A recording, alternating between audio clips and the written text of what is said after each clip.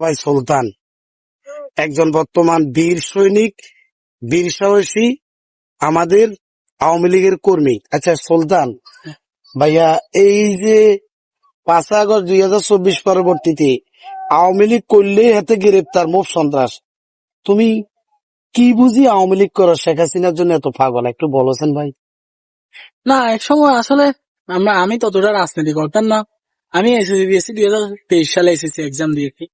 আমার 14 গোষ্ঠী আওয়ামী লীগ বংশের ছিল, পরিবারের ছিল।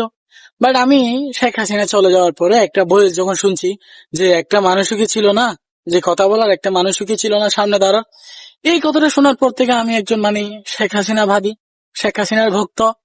1 লাখ মানুষের মধ্যে যদি তার বিরুদ্ধে কেউ কথা বলে, তখন আর আমি থাকি না, তখন আমি অন্য কিছু হয়ে যাই। আসলে আমি শেখ হাসিনাকে বেশি ভালোবাসি, আমার মায়ের মতো মনে করি। উনি একজন মায়ের মতো নয়। ওনার বয়স কিন্তু কম হয়নি। উনি যে আমার আপার বয়সী হবে, ওনার বয়স অনেক।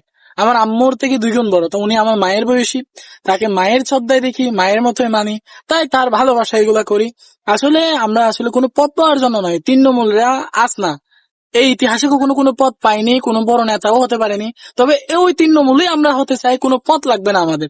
আমরা শুধু বলবো খারাপ সময়ে পাশে আছি, ভালো সময়ে আমাদেরকে চিনো না, আমরা যদি চাইলে আমাদেরকে না চিনে বইলা পাঠাই দিও, তাও সমস্যা নাই। কিন্তু খারাপ সময়ে আমাদের কণ্ঠ চলবে, আমাদের প্রতিবাদ চলবে। জয় বাংলা, জয় বঙ্গবন্ধু।